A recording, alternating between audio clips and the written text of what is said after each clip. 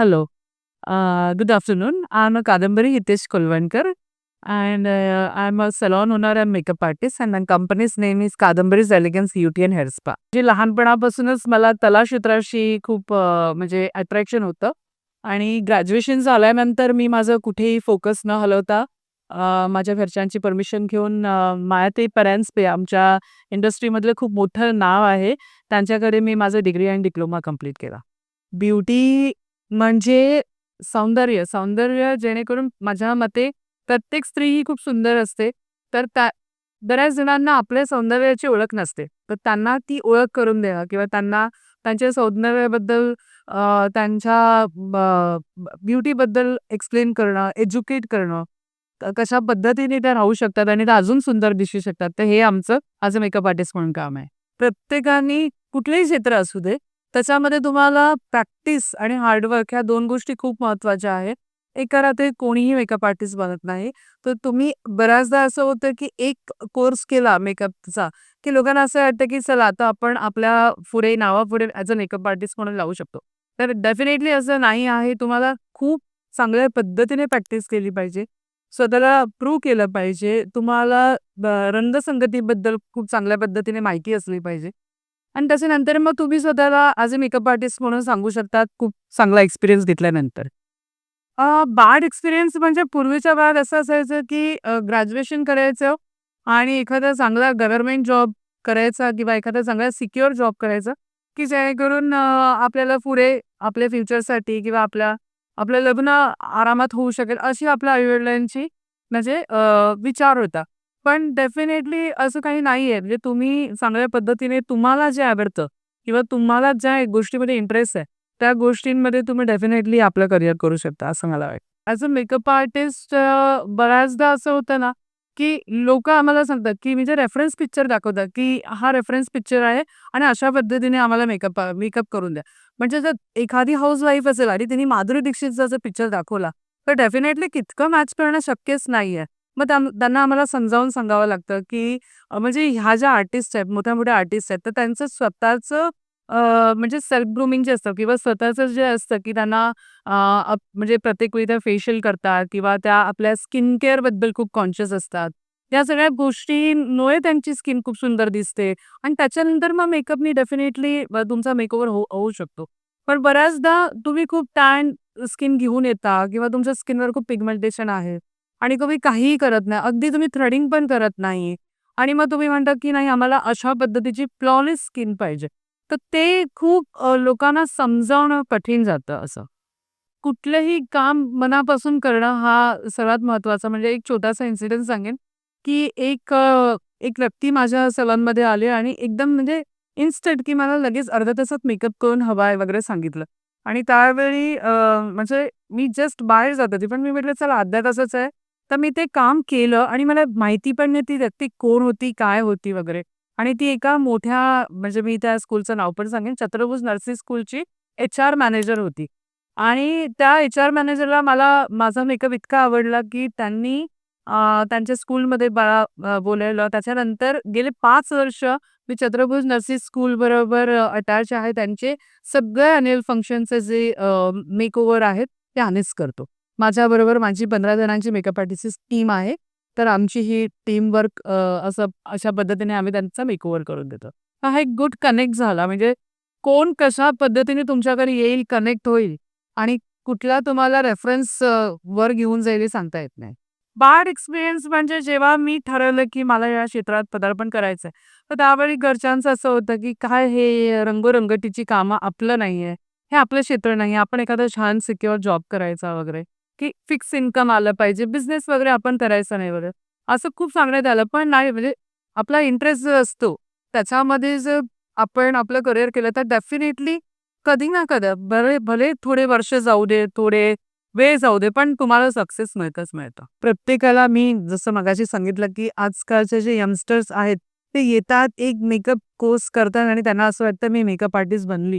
तसं नसतं. तुम्हाला रंगसंगतीचं म्हणजे नॉलेज असणं गरजेचं आहे. तुम्हाला फेस शेप म्हणजे जे कॉन्टूर्स असतात, प्रत्येकाला असं वाटतं, की नाही मी बारीक दिसली पाहिजे. मेकअप करून मी बारीक दिसली पाहिजे किंवा मला ना असं खूप कॉन्शियस नको व्हायला मेकअप केल्यानंतर. म्हणजे तुमचा मेकअप हा रोल इतका महत्वाचा असतो एखाद्या लग्नामध्ये. म्हणजे तुम्ही अगदी 20,000 ची 50,000 ची तुम्ही पैठणी घ्या किंवा तुम्ही एखादा कॉस्ट्यूम घ्या. पण त्याच्यावर जर तुम्ही अगदी साधा मेकअप केला किंवा तुम्ही एक्झॅक्ट किंवा योग्य मेकअप नाही केला, तर तुम्हाला तो त्या क्लायंटला सुंदर असा लूक देता येत नाही. मग तो न्याय देण्यासाठी म्हणजे तुम्ही जो लग्नाला खर्च केलेला आहे, तर त्याला न्याय देण्यासाठी तुमचा मेकअप वगैरे व्यवस्थित म्हणजे तुमची एक्सपर्टी असली पाहिजे त्या गोष्टीमध्ये असं. मेकअप इंडस्ट्रीमध्ये खूप स्कोप आहे. फक्त तुमचं सातत्य, कन्सिस्टन्सी खूप महत्त्वाची आहे. तुम्ही सातत्याने तुमच्या फील्डशी कनेक्ट राहा. तुम्ही तुमच्या आजूबाजूला तुम्ही लोकं बघा, जी खूप सक्सेसफुल आहेत. त्यांना तुम्ही फॉलो करा. ती लोकं एका रात्रीत वर आलेली नाहीयेत. त्यांनी खूप स्ट्रगल केलेलं आहे. त्यांनी खूप लांब-लांब जाऊन म्हणजे मेकअप केलेला आहे. आजकाल असं मी बघते मुलांचं, की 2,000 ची ऑर्डर नाही घ्यायची. 10,000 चीच ऑर्डर घ्यायची असं नसतं. तुम्हाला त्या 2,000 चा जो कनेक्ट आहे ना, तो कधी तुम्हाला 50,000 पर्यंत घेऊन जाईल. ते तुम्हाला कळणार पण नाही. त्याच्यामुळे कुठलंही काम छोटं नाहीये.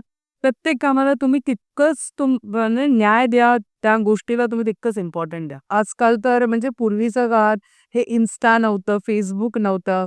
म्हणजे तुमचं प्रमोशन होत नव्हतं. माउथ पब्लिसिटीने तुमच्याकडे लोकं यायची. पण आता तर तुम्हाला त्या गोष्टी खूप सहज अवेलेबल आहेत.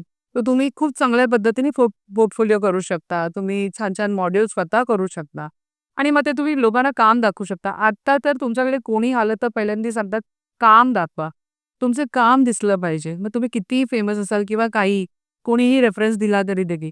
मग ते तुम्हाला म्हणजे तुम्ही जेव्हा एखादे कोर्सेस करता, यंगस्टर्ससाठी मी सांगते, एखादे कोर्सेस करता, तेव्हा तुमचं पोर्टफोलिओ खूप चांगलं असलं पाहिजे. तुमचं Insta पेज खूप चांगलं असलं पाहिजे. मग त्याच्यासाठी तुम्हाला थोडा खर्च केला पाहिजे. मॉडेल्स हायर केल्या पाहिजेत. त्यांच्यावर तुम्ही मेकओव्हर केल्या पाहिजेत. वेगवेगळ्या मॉडेल्स केल्या पाहिजेत.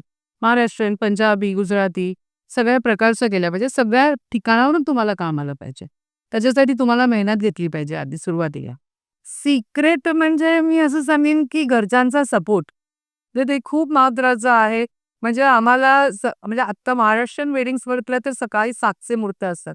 तर 7च्या मुहूर्तासाठी आता तुम्हाला जर बॉम्बे साइडला ब्राईड करायची आहे, तर तुम्हाला घर सकाळी 3 वाजता सोडायची तयारी पाहिजे. किंवा जर मारवाडी ब्राईड असेल किंवा तुम्हाला दुसऱ्या कुठल्या प्रांताच्या ब्राईड असतील, त्यांची रात्रीची लग्न चालतात. तर तेवढी तुमची हार्डवर्क करण्याची म्हणजे कॅपॅसिटी पाहिजे. तुमच्या घरच्यांचा तुमच्यावर विश्वास पाहिजे. मोठ्या-मोठ्या शूटसाठी तुम्हाला 2-2, 3-3 दिवस राहावं लागतं तिकडे. तर तो एक तुम्हाला ट्रस्ट असला पाहिजे तुमच्या फॅमिलीविषयी किंवा तुम्हाला सांगितलं पाहिजे, की इथे इतकी हार्डवर्क आहे, तर तुम्हाला झोकून देऊन काम करायचं आहे. तर त्याच्यासाठी तुम्हाला रेडी राहणं गरजेचं आहे.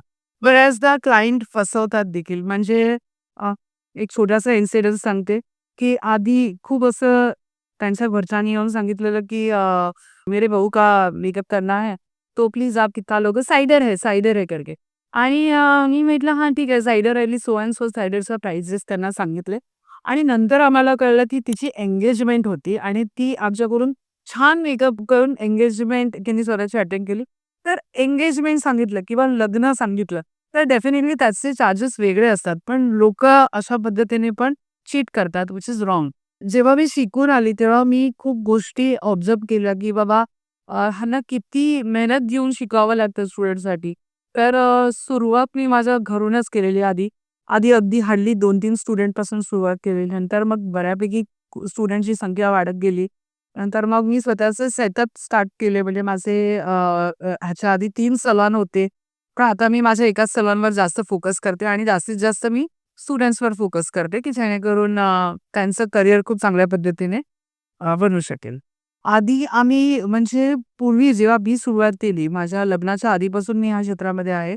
आता झाली त्याला 20-1 वर्ष तर आरामात झाली. तर त्यावेळी टेक्नॉलॉजी एवढी नव्हती. आम्ही मेकअप करायचो, आमच्या साध्या कॅमेऱ्यातून फोटो घ्यायचो. बस दॅट्स इट. पण आता डेफिनेटली तुम्ही खूप चांगल्या पद्धतीने चांगल्या प्रकारचे iPhone वापरू शकतात. आता तर सोशल मीडियाचे कोर्सेस असतात, की तुम्ही कशा पद्धतीने तुम्ही फोटोशूट करू शकता. स्वतःचं स्वतः फोटोशूट करू शकता. तर तुम्ही बिफोर आफ्टरमध्ये तुम्ही ड्रास्टिक चेंज दाखवू शकता, की बाबा ह्या पद्धतीचं ब्राईड होता आणि ह्या पद्धतीने मी मेकओव्हर केलेला आहे. तर डेफिनेटली तुम्हाला टेक्नॉलॉजीबद्दल खूप चांगल्या पद्धतीने अभ्यास करणं गरजेचंच आहे. कारण की टेक्नॉलॉजीच म्हणजे जे म्हणतात ना, दिखता है वही बिकता है. तर जे दिसतं तेच लोकांपर्यंत पोहोचतं असं मला वाटतं. तुम्ही कितीही चांगले मेकअप आर्टिस्ट असाल, पण टेक्नॉलॉजीशी तुमचं जर नातं नसेल, तर डेफिनेटली कुठेतरी ते पाठी व्हायल्यासारखं होतं असं मला वाटतं. या प्लॅटफॉर्मवरून लोकांना मी सांगू इच्छिते, की मेकअप आर्टिस्टच्या वेळेचा म्हणजे तुम्ही आदर करा. म्हणजे जर आम्ही ॲज अ मेकअप आर्टिस्ट तुमच्या 7 वाजताच्या मुहूर्तासाठी आम्ही जर घर 3ला सोडतो किंवा माझ्या बरोबरच्या असिस्टंट ज्या खूप म्हणजे समजा नालासोपारा विरार वसई, तर त्यांना खूप आदल्या दिवशी येऊन माझ्याकडे राहावं लागतं. ते त्यांची फॅमिली सोडून येतात, मुलं-बाळं सोडून येतात. तर आम्ही जर एवढं आमचं पर्सनल लाईफ बाजूला ठेवून तुमच्यासाठी एवढ्या पहाटे उठून येतोय आणि आम्ही असं बऱ्याच वेळा करतो, की आम्ही गेल्यानंतर ब्राईड अंघोळीला जाते किंवा आम्ही गेल्यानंतर ब्राईड उठते. आम्ही म्हणजे मग आमच्या वेळेची कदर नाही केली जात.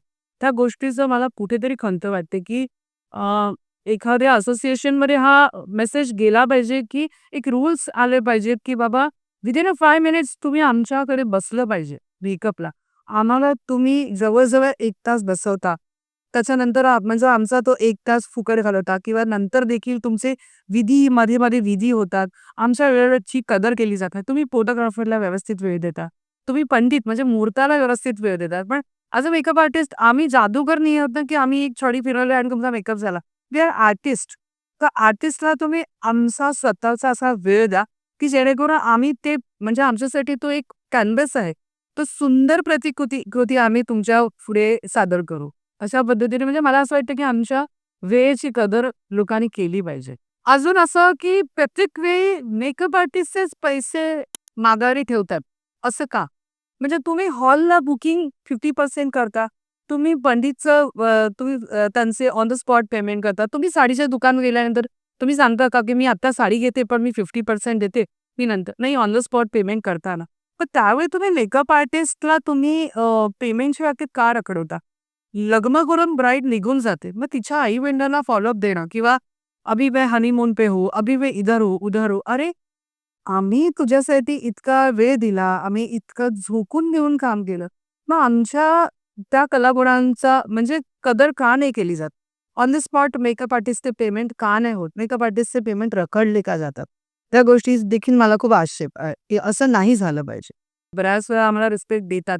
पण बऱ्याच वेळा जेव्हा म्हणजे मी बघितलं ना, ॲज अ सलॉन ओनर मी बरेच वर्ष या इंडस्ट्रीमध्ये आहे, तर तो मान मिळतो. पण तेच मी माझ्या जेव्हा असिस्टंटना पाठवतो, तेव्हा पाणी देखील विचारलं जात नाही. ह्या गोष्टीचं वाईट वाटतं. त्यांना तशी ट्रीटमेंट दिली जात नाही, की बाबा हां, हां, आहेत ना, असिस्टंट आहेत ना, बसतील. आम्ही आमच्या वेळेप्रमाणे येणार. म्हणजे मुली येऊन बसतात, म्हणजे आर्टिस्ट येऊन आमचे बसतात, तरी पण तुमचे सेल्फी चालू असतात किंवा तुमच्या गेस्टना भेटणं वगैरे चालू असतं. म्हणजे तेच सांगते ना, की तुम्ही समोरच्या व्यक्तीला ॲज अ माणूस म्हणून वागवलं पाहिजे. म्हणजे जसं तुम्ही म्हणजे डॉक्टरच्या बाबतीत तुम्ही असं की नाही बाबा हे मानाचं स्थान आहे. तसंच मेकअप आर्टिस्टला देखील मानाचं स्थान दिलंच पाहिजे. मग ते ज्युनियर आर्टिस्ट असू दे, नाहीतर सीनियर आर्टिस्ट असू दे. फ्लाइंग कोऑर्डिनेशन म्हणजे आम्ही डेफिनेटली सगळेच मेकअप आर्टिस्ट करत असतील असं मला वाटतं. आम्ही एखादी ब्राईड आता आमच्याकडे आली चौकशीसाठी, तर आम्ही त्यांना कन्सल्ट करतो. कन्सल्ट केल्यानंतर आम्हाला माहिती असतं, की विधीच्या वेळेला किंवा ऑन फील्ड आम्हाला तेवढाच वेळ मिळणार असतो. 1 तास किंवा 2 तास. म्हणून मग आम्ही खूप चांगल्या पद्धतीने कन्सल्टेशन देतो. आम्ही ट्रायल देतो. आम्ही ॲज अ मेकअप आर्टिस्ट आम्ही आमच्या क्लायंटना ट्रायल देतो. मग ती मॉडेल असू दे किंवा एखादी ब्राईड असू दे, आम्ही त्यांना ट्रायल देतो आणि त्याच दिवशी आम्ही त्यांचे सगळे क्वेशन्स सॉल्व्ह करतो. आम्हाला माहिती असतं, की म्हणजे नवरी म्हटल्यानंतर 4 लोकं त्यांना बघणार. त्या खूप कॉन्शियस असतात, नर्व्हस असतात. खूप त्यांना असं खूप टेन्शन येतं. मी प्रत्येक म्हणजे ब्राईडला सांगते, की बघा मी माझं काम केलेलं आहे. आता मेकअप कॅरी करणं हे तुमचं काम आहे. म्हणजे तुमच्या चेहऱ्याला सुंदर स्माईल नसली पाहिजे. मग किती सुंदर मेकअप असेल आणि स्माईल नसेल, तर हे आम्हाला चॅलेंजेस येतात. म्हणजे आम्ही खूप चांगल्या पद्धतीने त्यांना आमची सर्व्हिस देतो. पण बॉडी लँग्वेज कुठेतरी कमी पडते क्लायंटची. कुठेतरी स्माईल मिसिंग असतं. कुठेतरी खूप घाबरलेले असतात. कॅमेरा कॉन्शियस असतात. तर ह्या सगळ्या गोष्टींमुळे ना आमचा परफॉर्मन्स कुठेतरी कमी होतो. बऱ्याच वेळा असं होतं, की नाही म्हणजे समोरच्या पार्टीने सांगितलंय, की नाही हा ड्रेस घालायचा नाही आहे. तर तुम्ही सोबरच ड्रेस घाला आणि आमची ट्रायल ऑलरेडी एका कस्टमरवर झालेली असते. तर हे प्रॉब्लेम्स येतात. बऱ्याच वेळा हेअरमध्ये प्रॉब्लेम येतात. आम्ही हेअर एक चांगल्या पद्धतीने डिझाइन केलेलं असतं, की ह्या-ह्या पद्धतीची हेअरस्टाईल हवी आहे. त्यावेळी आम्हाला चेंज करायला लागतात. मग त्यावेळी खूप इश्यूज येतात. म्हणजे ठीक आहे, ॲज अ आर्टिस्ट आमचं डोकं चाललं पाहिजे, की आता ऑन द स्पॉट मी काय चेंज करू किंवा काय दुसरं देऊ. पण जर एखादी गोष्ट ठरलेली असेल, तर बऱ्याच वेळा असे चेंजेस झाले, तर डेफिनेटली थोडासा प्रॉब्लेम आम्हाला देखील होतो असं. बऱ्याचदा मी असं बघते, की मेकओव्हर म्हणजे एक क्लास करतात, मेकओव्हर स्टुडिओ उभा करतात. खूप खर्च करतात, इंटिरियरवर खर्च करतात. पण क्लायंट नसतात. अजिबात क्लायंट नसतात. कारण की त्यांचं इंडस्ट्रीमध्ये नाव झालेलं नसतं. त्यांचं काम दिसत नाहीये आणि अवास्तव हा खर्च आई-वडिलांच्या जीवावर किंवा नवऱ्याच्या जीवावर ते करतात. पण असं करण्यापेक्षा तुम्ही तुमच्या आर्टमध्ये म्हणजे तुम्ही जेव्हा कोर्सेस करता, तेव्हा तुम्ही चांगल्या पद्धतीने स्वतःला आधी तयार करा. खूप सारे ऑर्डर्स करा. खूप ठिकाणी म्हणजे तुमची चप्पल झिजवा, सगळ्या ठिकाणी जा आणि तुम्ही चांगल्या-चांगल्या आर्टिस्टशी कनेक्ट राहा. लगेच तुमच्याकडे कोणी ब्राईड येऊन बसणार नाही. तर जे इंडस्ट्रीमध्ये इतके वर्ष आहेत, त्यांच्या अंडर काम करा. म्हणजे कोणालाही ना आता काम नकोय, म्हणजे जॉब नाही करायचा आहे. डायरेक्ट त्यांना स्वतःचा मेक ओव्हर स्टुडिओ उभा करायचा आहे. तर मग तो कुठेतरी ना सेल्फ एक्सपिरियन्स कमी पडतो. तर त्यावेळी मी सांगेन की तुमच्या कामावर एक कन्सिस्टन्सी असली पाहिजे. तुम्हाला प्रत्येक दिवशी प्रॅक्टिसमध्ये असणं खूप गरजेचं आहे. मग तो कोरोना येऊ दे किंवा तुमचा चांगला पिरियड चालू दे किंवा तुमच्या घरी काही असू दे, तुम्हाला प्रॅक्टिस एव्हरीडेची प्रॅक्टिस करणं खूप गरजेचं आहे. तेव्हा कुठे जाऊन तुम्ही तो तुमचा हात दिसतो, लोकांना हात दिसतो, लोकांना हात कळतो. ज्या पद्धतीने तुमचे ब्रश फिरतात किंवा ज्या पद्धतीने तुमचा हात फिरतो, समोरचा जर एखादा चांगला जज करणारा व्यक्ती बसला असेल, तर तो तुमच्या एका ब्रश फिरवण्याच्या टेक्निकली पण कळतो, की हा व्यक्ती किती सफाईदार काम करणारा. तर तुम्ही प्रॅक्टिस करा, हे मी यंगस्टर्सना सांगेन. हे जे बुकिंग घेतो आम्ही, तेव्हा आम्ही क्लिअर कट सांगितलेलं असतं, की 50% ॲडव्हान्स आणि आमचा जॉब झाल्यानंतर आम्हाला आमचं फुल पेमेंट पाहिजे आहे. पण त्यावेळी आम्हाला खूप रखडवलं जातं, की "अरे, अभी तो विधी चालू है, अभी तो ऐसा है, अभी तो वैसा है." इनफॅक्ट आजकाल तर Google पे सोपं आहे. तुम्ही ट्रान्सफर करू शकता. पूर्वीच्या काळी तुम्ही कॅश पेमेंट घेत होतात, पण आता तुम्ही असे एक्सक्यूज देऊ शकत नाहीत. पण तरी देखील आमचे पेमेंट्स खूप पद्धतीने रखडवले जातात, जे रॉंग आहे. तर ह्या बाबतीत लोकांनी विचार करावा. तुम्ही मोठ्या लोकांबरोबर जेव्हा काम करता, म्हणजे समजा जर फॉर एक्झाम्पल मी छत्रपतीचं नाव घेतलं, तर त्या लोकांबरोबर जेव्हा मी काम केलं किंवा तुम्ही एखादा मॉडेल शूट केलं, तर तिथे असे प्रॉब्लेम्स येत नाहीत शक्यतो. म्हणजे ते लोकं खूप प्रोफेशनल असतात आणि ते लोकं तुमचं पेमेंट वगैरे खूप ऑन टाईम होतं. पण छोट्या ठिकाणी आमचे पेमेंट्सचे इश्यू होतात असे. जेव्हा आमच्याकडे क्लायंट येतात, तेव्हा आम्ही त्यांना म्हणजे डेफिनिटली ते रेफरन्स पिक्चर घेऊनच येतात, की बाबा मी काहीही दिसू दे, पण मला ना तर असंच दिसायचं आहे. मला हाच लूक हवाय. मला अशाच पद्धतीने म्हणजे बऱ्याच वेळा काय होतं माहिती आहे, खूप असे हेवी कर्ल्सवाले हेअरस्टाईल दाखवतात किंवा हेवी हेअर असलेले हेअरस्टाईल दाखवतात आणि फ्रँकली स्पीकिंग त्यांना खूप कमी केस असतात. असं असतं किंवा ते खूप फ्लॉलेस स्किनवाले पिक्चर्स दाखवतात आणि त्यांच्या चेहऱ्यावर खूप पिगमेंटेशन असतं. तर मी लोकांना सांगेन म्हणजे मेकअप आर्टिस्ट जे आहे, जे यंगस्टर्स आहेत त्यांना सांगेन, की रेफरन्स पिक्चर आल्यानंतर हो जाएगा असं बोलू नका. त्यांना त्यांचं म्हणजे रिॲलिटी चेक त्यांना दाखवा, की बाबा की हां, तुम्ही हा पिक्चर आणून दाखवलेला आहेत आम्हाला. पण तुमच्या चेहऱ्यावर पिगमेंटेशन आहेत किंवा तुमच्या चेहऱ्यावर ह्या गोष्टींचे प्रॉब्लेम्स आहेत. ते डेफिनेटली तुम्हाला ह्याच्या आधी फेशियल करणं गरजेचं आहे. तुम्हाला आधी ही ट्रीटमेंट करणं गरजेचं आहे. तुमचे हेअर एवढे ड्राय आहे, तर तुम्हाला काहीतरी स्पा करणं गरजेचं आहे, की तेव्हा कुठे आम्ही 20-19 तरी आम्ही तो रेफरन्स पिक्चर मॅच करू. आणि रिॲलिटी चेक हे असणं गरजेचंच आहे, की जी मॉडेल तुम्ही दाखवताय तिचे केस एवढे लांब आहेत. भले आम्ही एक्सटेन्शन लावलं, पण तुमच्या जर केसांचा इश्यू असेल, तर आम्ही एक्झॅक्ट तशी हेअरस्टाईल देऊ शकत नाही. तर तुम्हाला पण ते कळलं पाहिजे, की तुम्ही रेफरन्स पिक्चर जर दाखवताय, तो एक्झॅक्ट देणार नाही. तर हे तुम्हाला कन्सल्टेशनमध्ये प्रत्येक मेकअप आर्टिस्टनी तुम्हाला क्लायंटला हे सांगणं गरजेचं आहे, की हा रेफरन्स पिक्चर आहे, पण आम्ही ह्याला मॅच करू. एक्झॅक्ट होणार नाही. मग आणि त्यावेळी तुम्ही प्रॉमिस करता, "हां, हो जाएगा." आणि मग क्लायंट म्हणते, "अरे नहीं, इसके तरह तो आपने किया ही नहीं है." मग तो कुठेतरी मग तुमचा बॉन्डिंगमध्ये प्रॉब्लेम येतात वगैरे. तर तुम्ही ना जे काही असेल ना, तुम्ही खूप क्लिअर कट मेसेज द्या, की आम्ही अशा-अशा पद्धतीने करणार आहोत आणि ह्याच्या आधी तुम्हाला ह्या म्हणजे प्री ब्राइडल ज्या सर्व्हिसेस आहे, ते घेणं पण तितकंच महत्त्वाचं आहे. Thank you.